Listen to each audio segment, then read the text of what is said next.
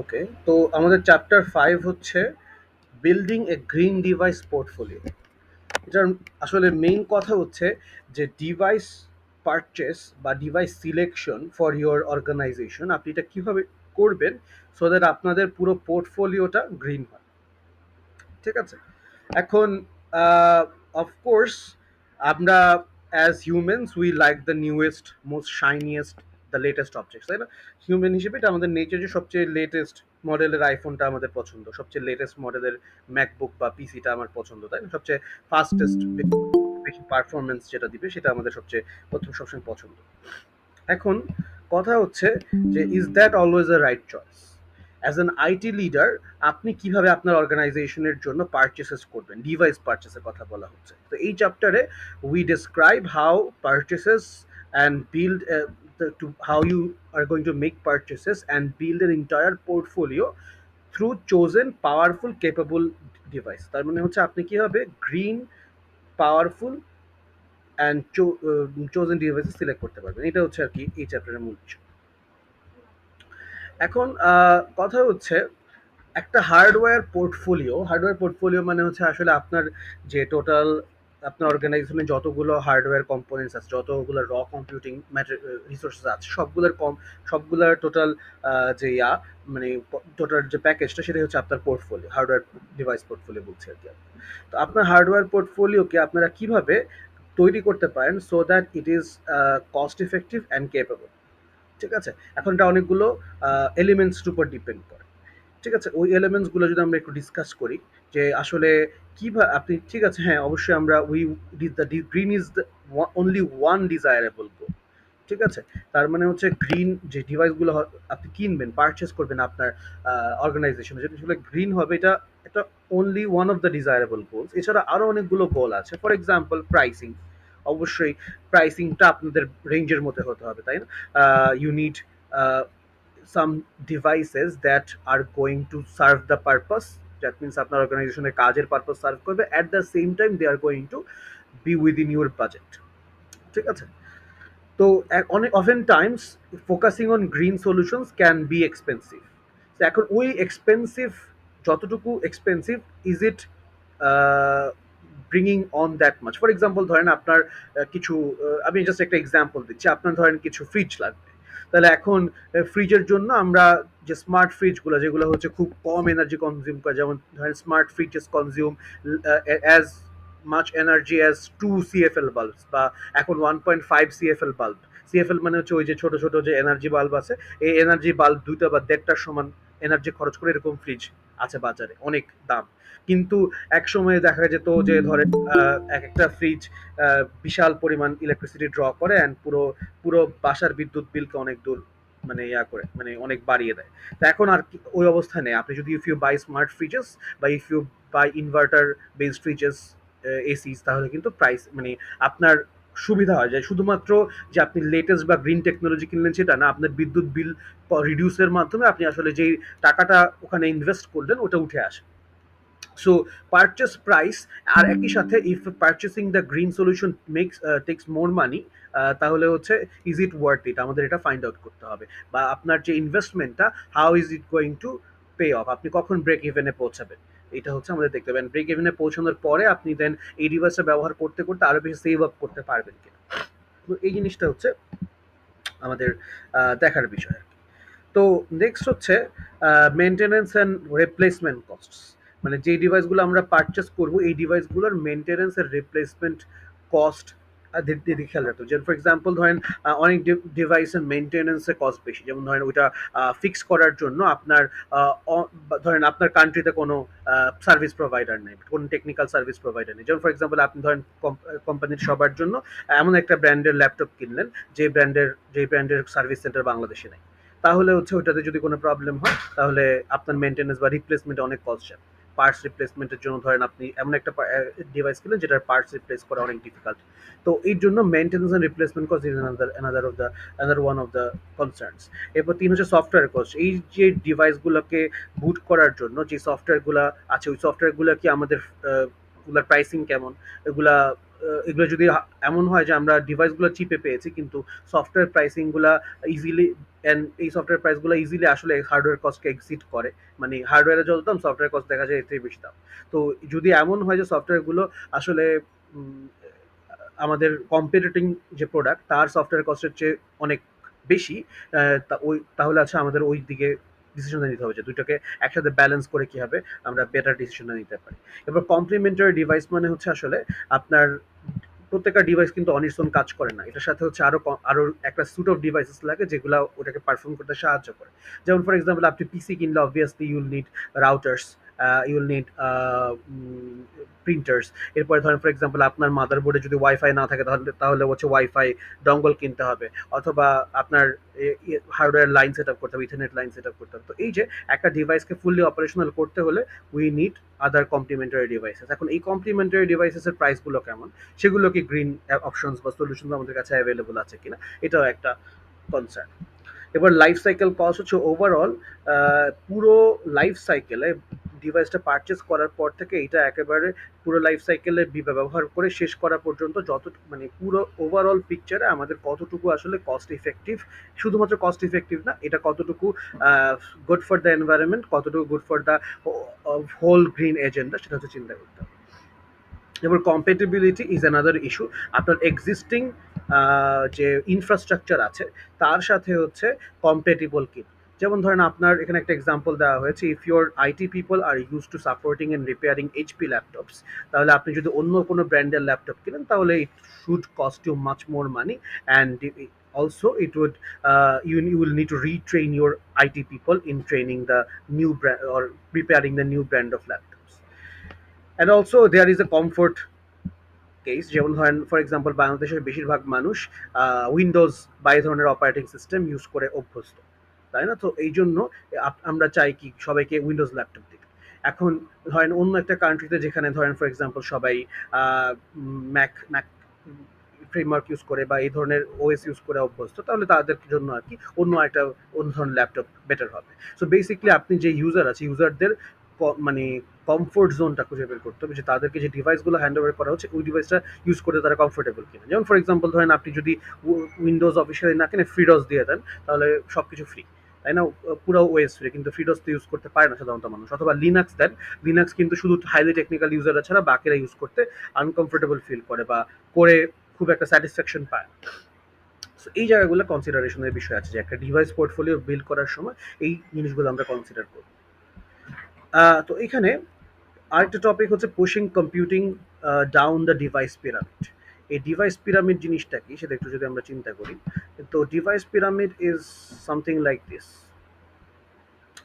Device pyramid মানে হচ্ছে basically আসলে আমাদের যে কোন কোন কম্পিউটিং এজেন্ট আছে অ্যান্ড তারা কিভাবে থাকে। যেমন ফর এক্সাম্পল আমরা যদি চিন্তা করি মেইন ফ্রেম মানে হচ্ছে আসলে ধরেন এমন কোনো যদি বডি থাকে যে দ্যাট কন্ট্রোলস এভরিথিং, এইটার সাথে হচ্ছে দেন এরপরের লেয়ার হচ্ছে সার্ভার, অ্যান্ড সার্ভার এর সাথে কমিউনিকেট করে ডেস্কটপ কম্পিউটার, ডেস্কটপ কম্বিনেশন, এরপরে হচ্ছে ল্যাপটপ, এরপরে হচ্ছে ট্যাবলেট, এরপর স্মার্টফোন। এটা আসলে এটা আরেকটা মিনিং আছে, সেটা হচ্ছে আমরা যদি উপর থেকে নিচের দিকে তাকাই তাহলে আমরা দেখবো যে কম্পিউটিং এর যে প্যারাডাইম শিফটগুলো হয়েছে এটা আসলে উপর থেকে নিচের দিকে হয়েছে। একসময় কি হতো, মেইন ফ্রেম বেসড কম্পিউটিং ছিল, একটা মেইন ফ্রেম ছিল, বাকি সবার কাছে ছিল টার্মিনাল, টার্মিনাল থেকে মানুষজন মেইন ফ্রেমের সাথে কমিউনিকেট করে কম্পিউটিং টাস্ক আর রিসোর্সেস অ্যাক্সেস করতো।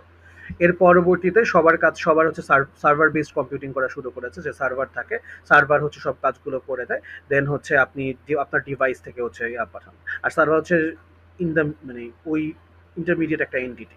এরপর ডেস্কটপ কম্পিউটার, এরপরে ল্যাপটপ কম্পিউটার, আরও ইজিলি অ্যাক্সেসিবল বা আরও বেশি ধরেন আপনার জন্য ইউজারের জন্য কেটার্ড হচ্ছে ট্যাবলেট, এরপর হচ্ছে স্মার্টফোন। এখন কথা হচ্ছে যে এই ডিভাইস পিরামিডের ক্ষেত্রে যদি আমরা চিন্তা করি যে উপর থেকে নিচের দিকে সবচেয়ে বেশি এনার্জি কনজিউমিং বা সবচেয়ে বেশি ধরেন রিসোর্স ইন্টেন্সিভ হচ্ছে মেইন ফ্রেম, এরপরে হচ্ছে সার্ভার, এরপর ডেস্কটপ কম্পিউটার। মানে রিসোর্স কনজিউমিং বলতে আমি শুধু বোঝাচ্ছি না যে সেটা রান করতে আমার সবচেয়ে বেশি পরিমাণ স্পেক্স প্রয়োজন, সেটা না, আমি বুঝাচ্ছি এটা energy wise and considering every other aspect সবচেয়ে বেশি পরিমাণ আপনার রিসোর্স প্রয়োজন হয় মেইন ফ্রেমের জন্য, এরপরে সার্ভারের জন্য, এরপর ডেস্কটপ, ল্যাপটপ, ট্যাবলেট, স্মার্টফোন, আরও যদি কম স্মার্টফোনে, যেমন একটা স্মার্টফোনের ক্যাপাবিলিটি কিন্তু একটা ট্যাবলেট থেকে কম, একটা ট্যাবলেটের ক্যাপাবিলিটি একটা ল্যাপটপের থেকে কম।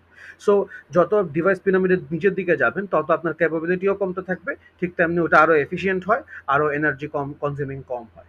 সো এই ক্ষেত্রে এখন আমরা যেটা করতে পারি যে পুশিং কম্পিউটিং ডাউন। তার মানে হচ্ছে আমি কি আমার যে কম্পিউটিং টাস্কগুলো আছে এগুলোকে আমি ডিভাইস পিরামিডের নিচ বরাবর পুশ ডাউন করতে পারবো কিনা, মানে হচ্ছে আমি দেখবো যে আমার যেই ধরেন ফর এক্সাম্পল আপনার অর্গানাইজেশনে ডেস্কটপ আছে, এখন আপনি চিন্তা করতে পারেন আপনি চিন্তা করছেন যে আপগ্রেড করবেন, এখন আপগ্রেড করে কি আবার পাওয়ারফুল ডেস্কটপ কিনবেন নাকি ল্যাপটপে শিফট করবেন? এখন এটা ডিপেন্ড করবে আপনার যে টাস্কগুলো আছে এগুলোকে আপনি ডিভাইস পিরামিডের নিচেতে পাঠাতে পারবেন কিনা। আপনি যদি দেখেন যে ল্যাপটপ দিয়েও হয় তাহলে আপনি ল্যাপটপ পারচেস করাটাই বেটার। যদি আপনি দেখেন যে ল্যাপটপ না ট্যাবলেট দিয়েও আপনার কাজ হয়ে যাচ্ছে তাহলে আপনি you can replace your desktop computer with tablets. তো সোজা কথা এই যে ডিভাইস পিরামিডে যত নিচের দিকে যাব আমরা তত বেশি গ্রিন এজেন্ডা বাস্তবায়নের কাছাকাছি যাব। ঠিক আছে? সো এখন আমাদের দেখতে হবে যে আমাদের যে কম্পিউটিং টাস্কগুলো আছে এটা কতটুকু নিচে আমরা পুশ করতে পারি। সো এই জিনিসটা ওভারঅল একটু দেখবেন।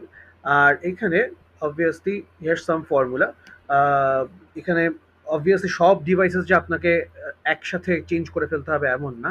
You can have mixed representation. তার মানে হচ্ছে আপনার একটা ডিফারেন্ট ফ্লিটস অফ ডিভাইসেস থাকতে পারে একটা অর্গানাইজেশনে। বাট এখন কতটুকু পরিমাণে কোন ডিভাইস আপনি পারচেস করবেন বা কতটুকু পরিমাণে কোন ডিভাইসকে আপনি ইনকর্পোরেট করবেন এটা ডিপেন্ড করে দিস, মানে হিয়ার্স দ্য ফর্মুলা। ঠিক আছে? প্রথমে আপনি কি করতে হবে, break computing usage down and tasks that are getting accomplished. আপনার যে কাজগুলো আছে এই কাজগুলোকে আপনার প্রথমে ব্রেক ডাউন করতে হবে যে আমি কি কি কাজ করি। যেমন ফর এক্সাম্পল আপনার অর্গানাইজেশন আপনারা কি করেন, ফটো এডিটিং করেন, ধরেন for example you make you are a marketing firm. তাহলে মার্কেটিং ফার্মের কাজ কি, মার্কেটিং ফার্মের অনেকগুলো কাজ আছে, যেমন ফর এক্সাম্পল ইউজার থেকে কোনো একটা মার্কেটিং বা অ্যাডের একটা রিকোয়েস্ট পান, রিকোয়েস্টটা পাওয়ার পর তার একটা স্ক্রিপ্ট তৈরি করেন, স্ক্রিপ্ট তৈরি করার পর ওই স্ক্রিপ্ট অনুযায়ী আপনার একটা ভিডিও বা একটা অ্যানিমেশন, গ্রাফিক্স, পোস্টার, এই ধরনের ডিফারেন্ট টাইপস অফ জিনিস জেনারেট করেন। সো বেসিক্যালি দেন আপনাদের টাস্ক কী কী হয় যে ভিডিও জেনারেট, প্রথমে হচ্ছে পোস্টার জেনারেশন অথবা অ্যানিমেশন জেনারেশন অথবা পোস্টার দিয়ে ভিডিও জেনারেশন, দেন ভিডিওগুলো এডিট করা, এই ধরনের কাজ দেন আপনার অর্গানাইজেশনে হয়ে থাকে। দেন এই প্রত্যেকটা ইন্ডিভিজুয়াল টাস্কে আপনাদের ডিভাইস পিরামিডে পুশ করতে হবে। যেমন ধরেন আমি চিন্তা করবো প্রথমে একটা ইমেজ আমি তৈরি করতে চাই, একটা ইমেজ জেনারেট করতে চাই বা একটা একটা পোস্টার জেনারেট করতে চাই, তাহলে এটা আমি কত নিচে পুশ করতে পারবো? আমি মেইন ফ্রেম দিয়ে তো করতে পারবো, সার্ভার দিয়ে করতে পারবো, ডেস্কটপ দিয়ে করতে পারবো, ল্যাপটপ দিয়েও করতে পারবো, ট্যাবলেট দিয়েও করতে পারবো।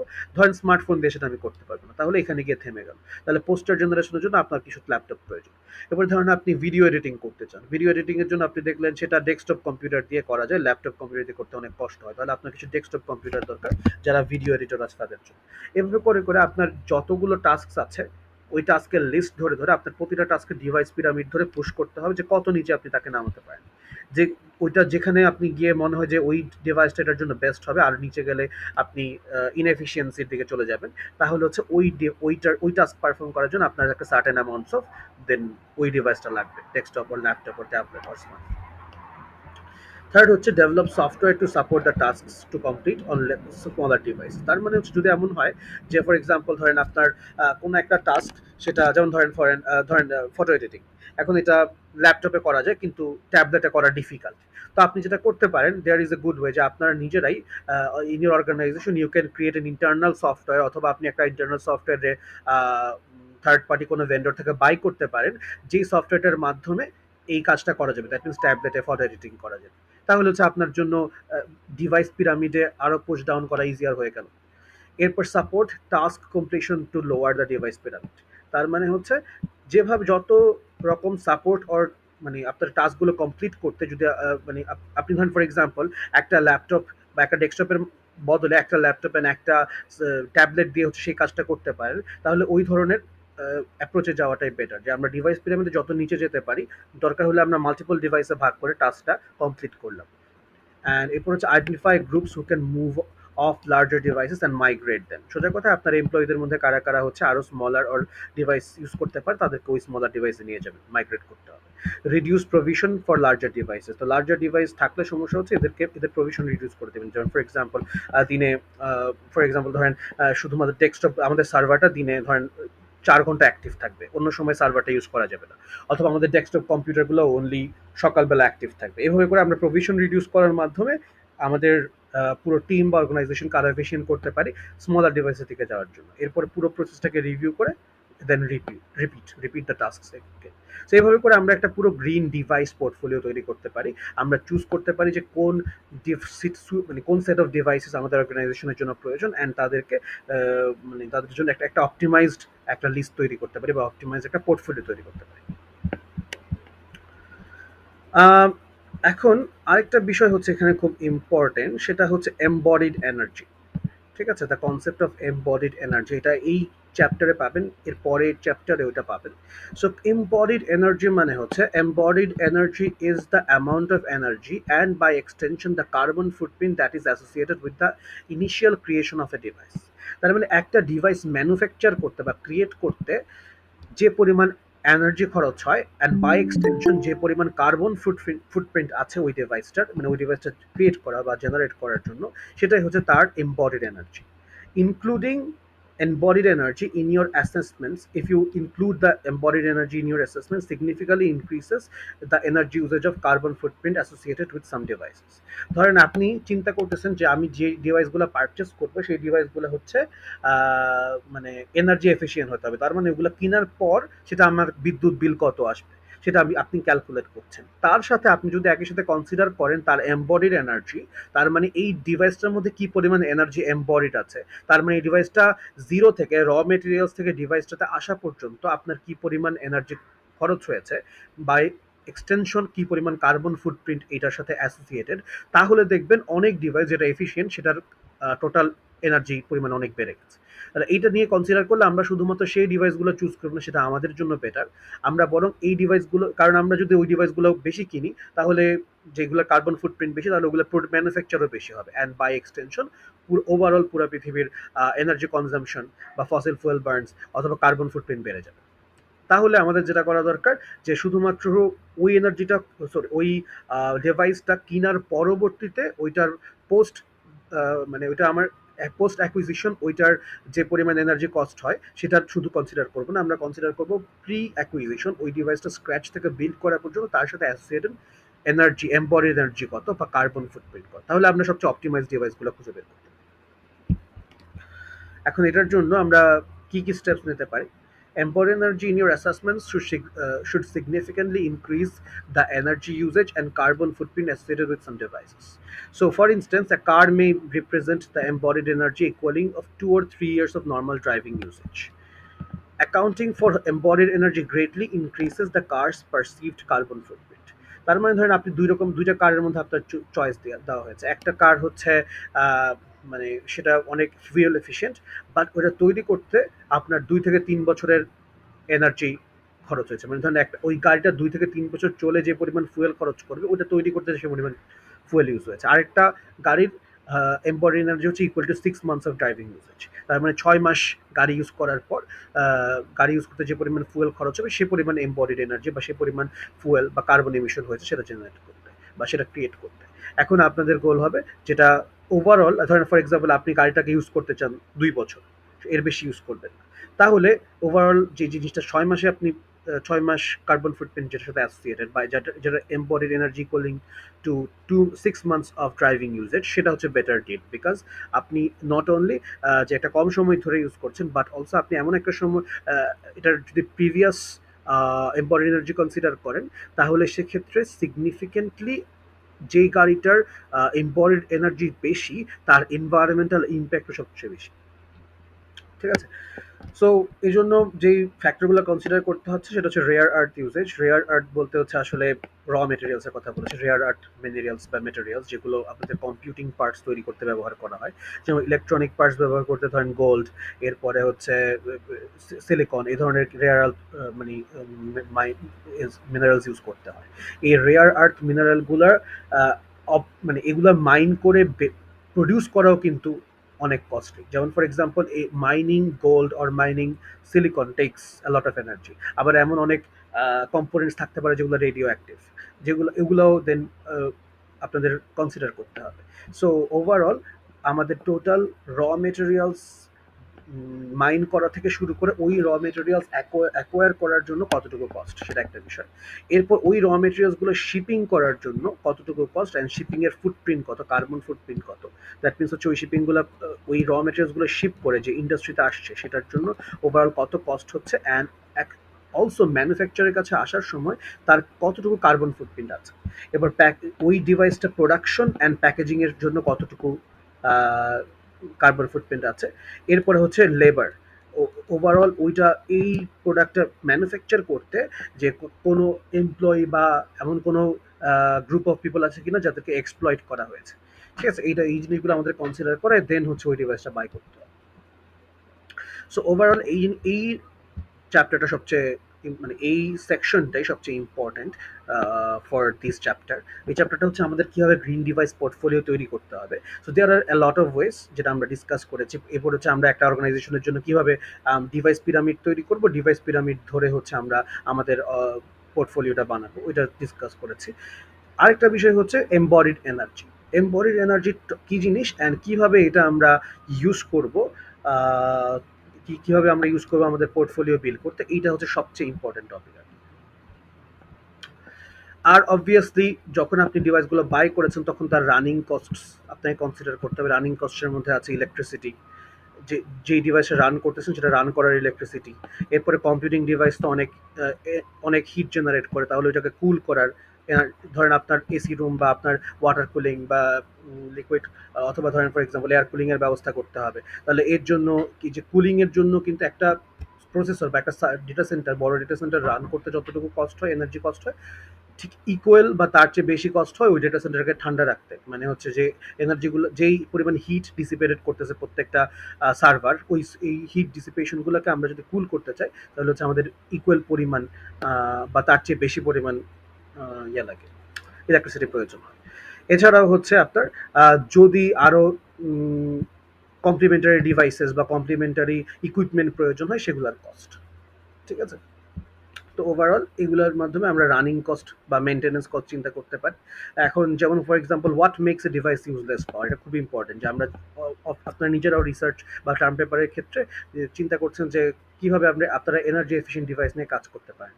তো আমাদের আসলে জানতে হবে কি কি ফ্যাক্টর আসলে একটা ডিভাইসের ইউজেজ পাওয়ার ইউজেজ কমায়। যেমন একটা ডিভাইস যদি স্মলার ইন সাইজ হয়, ফর্ম ফ্যাক্টর ছোট হলে ওটার পাওয়ার কনজাম্পশন কম হয়। কারণ কি, ওটার কম্পোনেন্টসগুলো less powerful, and less powerful হলে ওইটার কম্পোনেন্টসগুলো লেস পাওয়ারফুল হলে তাহলে পাওয়ারও কনজাম্পশন কম হয়। যদি স্মলার স্ক্রিন হয়, স্ক্রিন যত বেশি বড় অ্যান্ড যত রেজলিউশন বেশি, যত ব্রাইটনেস বেশি, তত বেশি হচ্ছে আপনার স্ক্রিনের পাওয়ার ডিসিপেশন হয়। এটাই কিন্তু একটা একটা ডিভাইস, একটা ল্যাপটপের সবচেয়ে বেশি ব্যাটারি ইউজেজ হয় প্রবাবলি তার স্ক্রিন, অন্য সব কিছুর থেকে। তো এটা একটা বিষয়। এছাড়াও হচ্ছে আরও অনেকগুলো ফ্যাক্টর আছে। যেমন for example outside the office factor, যে একটা কতগুলো আপনার ডিভাইস পোর্টফোলিও বা আপনার সবগুলো ডিভাইসকে রান করতে কি কি কস্ট হয়। যেমন ইলেকট্রিসিটি কস্ট আছে, কুলিং এর কস্ট আছে, এরপর ইন্টারনেটের কস্ট আছে। এগুলো হচ্ছে outside the office. Outside the office মানে হচ্ছে সোজা কথায় ধরেন ফর এক্সাম্পল ধরেন আপনার ইন্টারনেট আপনার কাছে নিয়ে আসতে আপনার ইন্টারনেট প্রোভাইডারকে কাজ করতে হচ্ছে, তাদেরও কস্ট আছে। এরপরে ধরেন আপনাকে আপনার পুরো অর্গানাইজেশনটা অপারেশন রাখতে বাইরে থেকে ইলেকট্রিসিটি সাপ্লাই দিতে হচ্ছে, এটা হচ্ছে আউটসাইড। আবার ইনসাইড দ্য অফিস আপনার নিজেদের প্রত্যেকটা ইলেকট্রিসিটি, মানে আমরা আপনাদের ইলেকট্রিক্যাল কম্পোনেন্টের ইলেকট্রিসিটি প্রোভাইড করতে হবে, কুলিং প্রোভাইড করতে হবে, and so on. And overall আর কি এই জিনিসগুলো আমাদের কনসিডার করতে হবে। কনসিডার করে হচ্ছে আমরা মোর এনার্জি সেভিং ডিভাইসেস সিলেক্ট করতে পারবো। এখানে একটা টেবল দেওয়া আছে যে কোন ডিভাইসটা কতটুকু গ্রিন, কার রেজলিউশন কত এবং ভলিউম কত, ওয়েট কত হলে সেটার মানে এনার্জি কনজাম্পশন কত, এরকম একটা লিস্ট দেওয়া। যদিও লিস্টটা অনেক পুরাতন, অবসলিট, যেমন আইপ্যাড 1 2 এই টাইপের ডিভাইসের লিস্ট। সো ওভারঅল এটা আর কি এই চ্যাপ্টারের মূল কথা হচ্ছে আমরা কিভাবে গ্রিন ডিভাইস পোর্টফোলিও তৈরি করতে পারি। ঠিক আছে, সো এই চ্যাপ্টারটা বাকি অংশটা আসলে খুব সহজ, এটা পড়বেন, পড়ে দেখবেন, অ্যান্ড এতটুকুই আর কি। আর এখান থেকে মোস্ট ইম্পর্টেন্ট পার্টটা তো আমরা অলরেডি পড়েছি, সেটা হচ্ছে কনসেপ্ট অফ এমবডিড এনার্জি। আর সবাইকে একটা ওই যে অ্যাসাইনমেন্ট জমা দিতে বলেছিলাম, ওটা মনে আছে? যে আমরা লাস্ট ২ টা ট্রাইমেস্টারে কোয়েশ্চেন সলভ করে জমা দিব এলএমএস। জি স্যার। ঠিক আছে, তাহলে ওভারঅল আজকে এতটুকুই। আর কোশ্চেন গুলো স্যার কোথায় পাবো স্যার? কোয়েশ্চেন গুলা এলএমএস সরি ওই যে ড্রাইভে আপলোড করা আছে। ড্রাইভেতে। আচ্ছা আচ্ছা ঠিক আছে। ঠিক আছে, ওকে, ঠিক আছে তাহলে আজকে